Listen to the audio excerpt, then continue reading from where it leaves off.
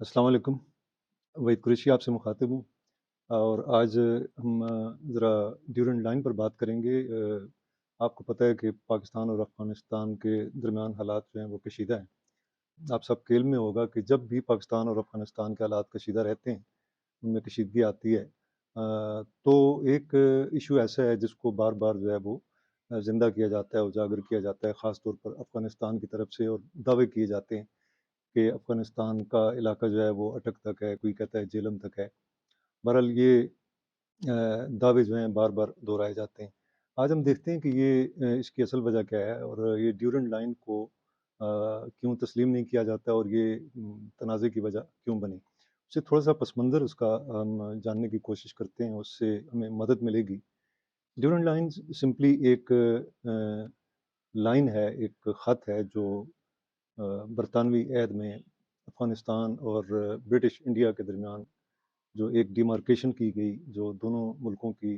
हदूद का, सरहदों का तयन किया गया, और ये लाइन चूँकि उस वक़्त के वज़ीर ख़ारजा जो थे ब्रिटिश इंडिया के, हेनरी मॉर्टिमर ड्यूरेंट, उन्होंने ये लाइन जो है इसका तयन किया था। एक कमीशन बना था, बाउंड्री कमीशन, तो उसने ये लाइन जो है उसका तयन किया जो दोनों मुल्कों को, यानी उस वक़्त के ब्रिटिश इंडिया को और अफ़गानिस्तान को अलग करती थी। ये ड्यूरेंट लाइन है। लेकिन इसके पीछे एक कहानी है और एक इसका पस मंज़र है। असल कहानी शुरू होती है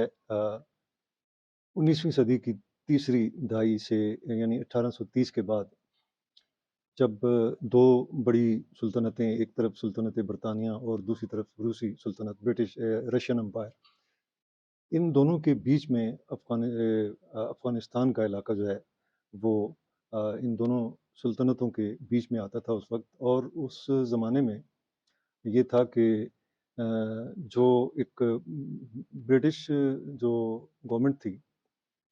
उसका ये ख़दशा था कि जो रशिया है, रूस, उस वक़्त रूस था और ज़ारशाही का दौर था वो, तो रूस जो है वो सेंट्रल एशिया और जनूबी एशिया के अंदर जो है वो अपना असर रसूख बढ़ाना चाहता है, या वहाँ पर अपनी कोई अमलदारी कायम करना चाहता है। ये एक बहुत बड़ा जो ख़दशा था ब्रिटिशर्स को, तो उस ख़दशे के पेश नज़र एक उन्होंने पॉलिसी बनाई उस वक़्त, ब्रिटिश गवर्नमेंट ने, और उस पॉलिसी को ग्रेट गेम कहा जाता है। ये ग्रेट गेम का आगाज़ 1830 के बाद हो चुका था, और ये वही ज़माना है कि जब रशिया ने ये जो अफ़गानिस्तान की सरहद के साथ जो इलाके थे, बुखारा का इलाका था, खीवा था, कोरकंड का इलाका, ये इन पर कब्ज़ा भी कर लिया था, और वो बिल्कुल अफ़गानिस्तान की सरहद पे आके एक तरह से बैठ गया। इससे जो बरतानवी हुकूमत थी उसके अंदर तशवीश में और इज़ाफ़ा हुआ। तो उन्होंने कोशिशें शुरू की, और उनको ख़तरा ये था कि अगर रशिया जो है, तो सेंट्रल एशिया के किसी भी मुल्क, यानी तुर्कमेनिस्तान है, उज़्बेकिस्तान है, किर्गिस्तान है या ताजिकिस्तान है, तो इन मुल्कों में अगर वो मुदाखलत करता है तो उससे भी जो है ब्रिटिश इंडिया जो है उसको ख़तरात लाहक हो सकते हैं। तो उन्होंने उस रूस के उस मुमकिना एक्सपेंशनिज़्म को रोकने के लिए कोशिशें शुरू की, और उसके लिए ज़रूरी था कि ज़ाहिर है अफ़गानिस्तान जो है उसके अंदर एक अगर बरतानिया का कब्ज़ा अगर नहीं होता, तो वहाँ पर एक ब्रिटिश गवर्नमेंट जो है वो होनी चाहिए। तो इस सिलसिले में जो है कोशिशों का आगाज़ किया गया। ये जो ग्रेट गेम थी, इसके नतीजे में जो रशियन एम्पायर थी और ब्रिटिश एम्पायर, इनके दरमियान एक तरह से एक सर्द जंग जो है वो शुरू हो चुकी थी, और ऐसी सर्द जंग जिस तरह नाटो ममालिक और सोवियत यूनियन के दरमियान जो है वो रही तकरीबन निस्फ़ सदी तक। उसी तरह की थोड़ी-सी मुख्तलिफ थी उससे, जो बहुत ज़्यादा तवील नहीं थी, लेकिन बहरहाल एक बहुत बड़ी वो, चूँकि उसमें किसी मुल्क ने, ना रशिया ने, ना बरतानिया ने बराह रास्त एक दूसरे पर कोई मुहिम जुई की, लेकिन ये है कि सफ़ारती और सियासी महाज़ों पर एक जो टेंशन थी उनके दरमियान, और एक कशीदगी जो थी वो मौजूद थी। तो इस सिलसिले में ये हुआ कि अफ़गानिस्तान में से पहले थोड़ा-सा उसकी देख लेते हैं क्या हिस्ट्री है। अफ़गानिस्तान में जब दुरानी डायनेस्टी जो थी उसका ज़वाल हुआ, तो उसके आखिरी दौर में जो सदोज़ई फ़ैमिली थी, यानी अहमद शाह अब्दाली की फ़ैमिली, उसके आखिरी जो थे, यानी अहमद शाह अब्दाली का जो पोता था शाह शुजा, वो 1803 से 1809 तक बादशाह बना, लेकिन फिर उसको उतार दिया गया معزول کر دیا گیا اور وہ ہندوستان کے اندر جلا وطنی کی زندگی گزار رہا تھا۔ تو اس طرف پھر یہ ہوا کہ سدوزئی فیملی کے سدوزئی ڈائنیسٹی جو تھی اس کے خلاف جو بارکزئی تھے انہوں نے سازشیں شروع کر دی تھیں، اور بالآخر یہ ہوا کہ بارکزئی فیملی کے جو دوست محمد خان تھے انہوں نے اقتدار پر قبضہ کر لیا، اور پھر ان کی حکومت قائم ہو گئی دوست محمد خان کی۔ تو دوست محمد خان 1826 میں افغانستان کے بادشاہ بن گئے تھے۔ اب افغانستان کا جو علاقہ ہے یہ احمد شاہ ابدالی نے پہلی دفعہ افغانستان کی ایک اسٹیٹ قائم کی تھی، یہ 1747 میں، جب اس نے نادر شاہ سے اقتدار جو لیا۔ وہ نادر شاہ کی فوج میں ایک کمانڈر کی حیثیت سے شامل تھا، لیکن بعد میں اس نے پھر اقتدار سنبھال لیا، غزنی اور کابل قندھار پر انہوں نے قبضے کیے۔ اس کے بعد پھر یہ ہوا کہ سدوزئی ڈائنیسٹی کا خاتمہ ہو گیا اور بارکزیوں کا جو اقتدار ہے اس کا آغاز ہو گیا۔ تو دوست محمد خان 1826 میں بادشاہ بن گیا تھا، لیکن یہ ہوا کہ جو میں نے کہا کہ جب گریٹ گیم کا آغاز ہو چکا تھا اور دوست محمد خان جو تھا اس پر برٹشز کو شک تھا کہ وہ پرو رشین ہے اور اس کا جھکاؤ جو ہے وہ رشیا کی طرف ہے، تو اسی خدشے کے پیش نظر انہوں نے اپنا کوئی سفارتی مشن جو ہے وہ بھیجنا چاہا افغانستان میں، لیکن انہیں اس میں کامیابی نہیں ہوئی۔ بہرحال یہ ہوا کہ پھر 1839 میں اس دوران جو تھا رشیا، میں نے جیسے آپ کو بتایا کہ کچھ سرحدی علاقوں پر قبضہ کر چکا تھا اور وہ افغانستان کے بالکل قریب آ چکا تھا، تو اس طرح برٹش گورنمنٹ جو تھی اس کی تشویش اور بڑھ گئی۔ تو انہوں نے پھر وقت ضائع کیے بغیر 1839 میں جو ہے وہ افغانستان پر حملہ کیا، اور اس کو پہلی اینگلو افغان وار کہا جاتا ہے، جو 1839 سے 1842 تک جاری رہی۔ اور اس میں یہ ہوا کہ چونکہ دوست محمد خان کے ساتھ یعنی برٹش گورنمنٹ کی انڈرسٹینڈنگ نہیں بن رہی تھی، تو برٹشر جو تھے انہوں نے یہ پلان بنایا کہ شاہ شجاع کو، جو اس وقت جلا وطنی کی زندگی گزار رہا تھا، تو اس کو دوبارہ جو ہے وہ بادشاہ پر بحال کیا جائے اور دوست محمد خان کو نکالا جائے۔ تو یہ ایک رجیم چینج کی ایک پلان بنایا برٹشرز نے، اور انہوں نے ایسا ہی کیا۔ وہاں جا کر کابل پر اور ارد گرد کے مختلف علاقوں پر انہوں نے قبضہ کیا برٹش آرمی نے، اور شاہ شجاع کو، جو احمد شاہ ابدالی کا پوتا تھا اور تیمور شاہ کا بیٹا تھا، اس کو بادشاہ بنا دیا۔ لیکن یوں ہوا کہ تیمور شاہ کی جو ریپوٹیشن تھی کچھ یہ شاہ شجاع کی شہرت اچھی نہیں تھی۔ وہ ایک ظالم اور ایک سخت گیر اور عیاش حکمران کی حیثیت سے مشہور تھا، تو کچھ وقت کے بعد ہی اس کے خلاف بغاوتیں شروع ہوئیں، اور جو افغان تھے انہوں نے ایک طرح سے وہ اس کے خلاف بغاوت کر دی، اور اس کو یہ ہوا کہ مار دیا گیا، قتل کر دیا گیا۔ اس طرح سے برٹش آرمی جو تھی اس کو بھی واپس آنا پڑا۔ تو یہ جو پہلی اینگلو افغان وار تھی، وہ اس میں جو برٹشرز تھے، برطانوی فوج تھی، اس کو شکست ہوئی۔ اس کے بعد پھر دوست محمد خان کی وفات کے بعد یہ ہوا کہ اس کا جو بیٹا تھا شیر علی، وہ بادشاہ بنا، اور شیر علی کے بعد پھر یعقوب خان بادشاہ بنا۔ تو یہ 1878 میں یہ ہوا کہ دوبارہ یہ افغانستان کے ساتھ سفارتی تعلقات بنانے کی کوشش کی گئی، لیکن مایوسی ہوئی، شیر علی نے وہ آفر جو ہے وہ ایکسیپٹ نہیں کی۔ اور دوسری طرف یہ ہوا کہ ایک روس کی فوج کا کوئی آفیسر تھا، اس نے دورہ کیا افغانستان کا، تو اس سے پھر ظاہر ہے جو برٹش گورنمنٹ تھی اس نے ایک رد عمل کا اظہار کرنا تھا، نیچرل تھا۔ تو انہوں نے پھر یہ کیا کہ دوبارہ 1878 میں ایک دوسری جنگ کا آغاز کیا، اور یہ جنگ جو تھی یہ برٹش آرمی نے یا انڈین آرمی نے جیت لی۔ اس میں ان کے ساتھ جو سکھ بھی شامل تھے اور انڈین بھی شامل تھے اور برطانوی فوجی بھی تھے۔ تو اس جنگ میں انہیں فتح ہوئی اور انہوں نے کابل پر قبضہ کیا۔ تو شیر علی کے بعد جو یعقوب خان تھا جو بادشاہ تھا، اس نے پھر ایک معاہدہ کیا برٹش گورنمنٹ کے ساتھ، اور اس معاہدے کو گندمک معاہدہ یا گنڈمک معاہدہ کہا جاتا ہے۔ یہ 1880 میں ہوا یا 1879 میں، اور اس معاہدے کے مطابق یہ ہوا کہ ظاہر ہے برٹش جو تھے وہ فاتح تھے، تو ان کی شرائط ماننی پڑیں، اور انہوں نے یہ کیا کہ ایک تو سفارتی تعلقات قائم کیے برٹش گورنمنٹ کے ساتھ، انڈین گورنمنٹ کے ساتھ، اور دوسرا یہ کہ جو افغانستان کی جو خارجہ پالیسی تھی اس پر برٹش گورنمنٹ کا جو اختیار تھا اس کو تسلیم کیا گیا۔ یعنی اس معاہدے کے مطابق حکومت تو ظاہر افغانستان کے لوگوں کی تھی، لیکن افغانستان کی جو خارجہ پالیسی تھی اس کے جو اصول اور پالیسیز تھیں ان کا تعین جو تھا وہ ताज برطانیہ کے اختیار میں آ گیا۔ تو شیر علی کے بعد یعقوب خان کے بعد پھر امیر عبد الرحمن 1880 میں بادشاہ بنا یعقوب خان کے بعد۔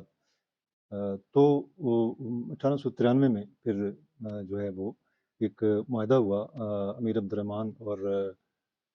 تاج برطانیہ یا برٹش گورنمنٹ کے ساتھ،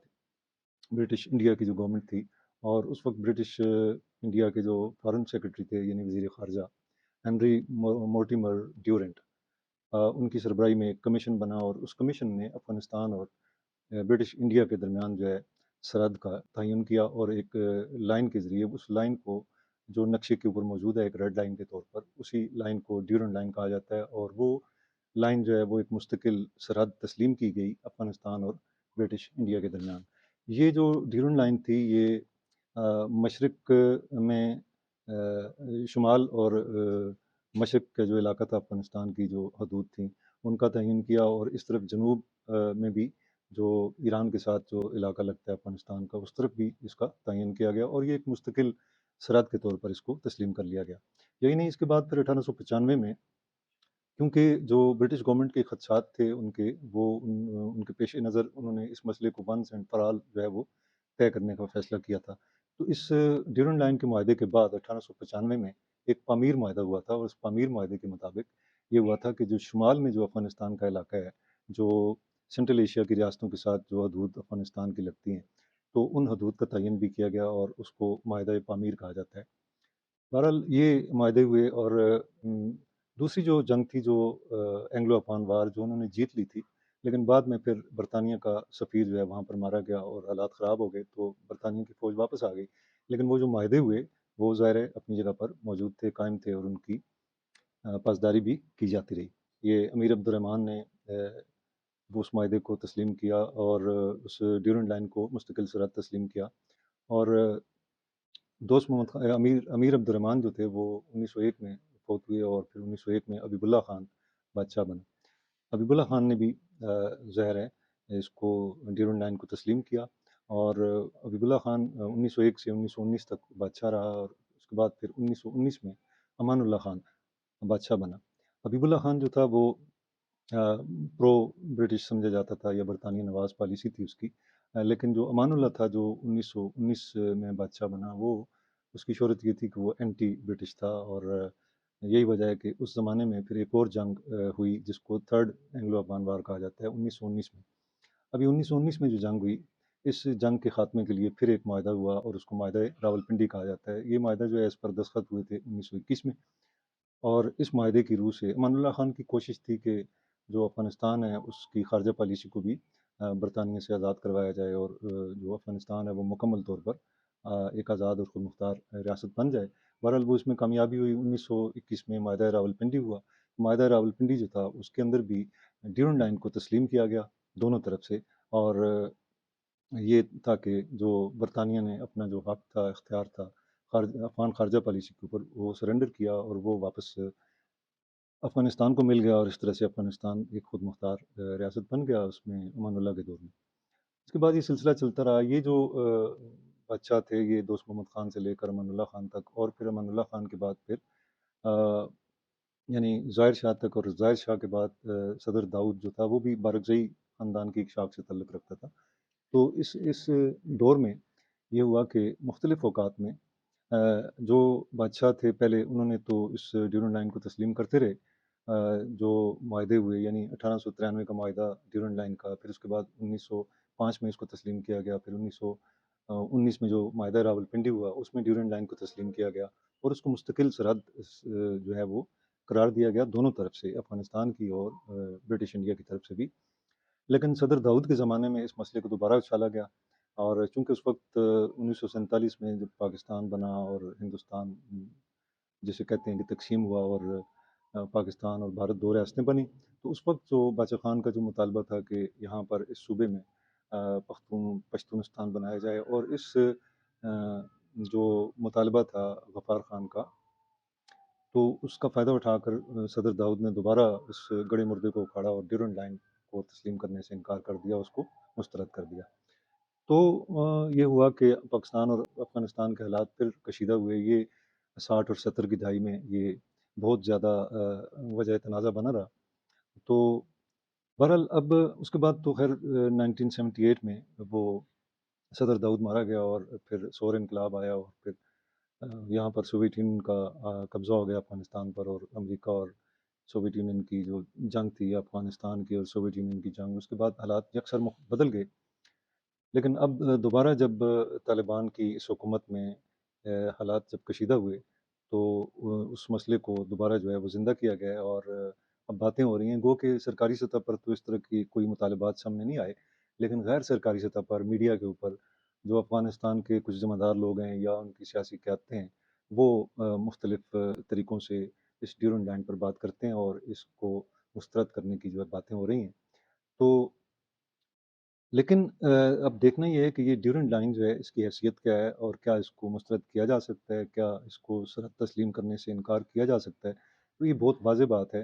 कि जो आलमी कवानीन हैं या आलमी सतह पर जो माहिदों का कानून है,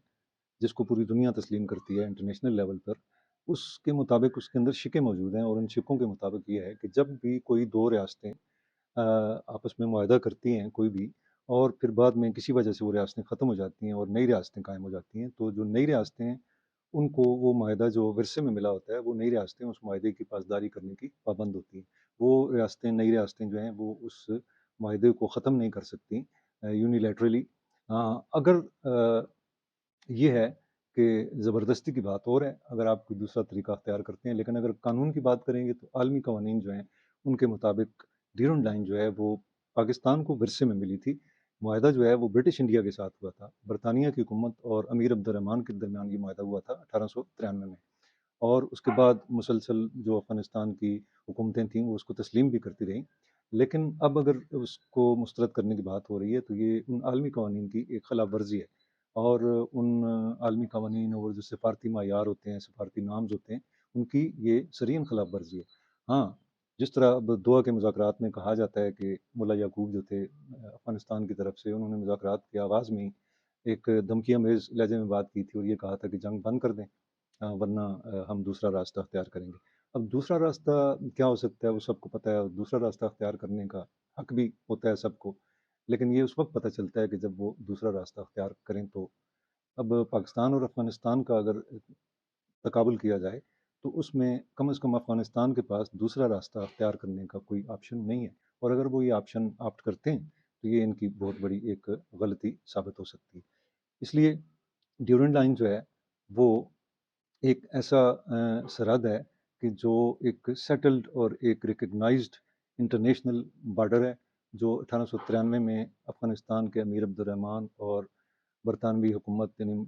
हेनरी मोर्टिमर ड्यूरेंट के और बाकी जो ब्रिटिश ऑफिशियल्स थे, उनके दरमियान ये मुआहदा तय पाया, जिसकी डॉक्यूमेंट मौजूद है,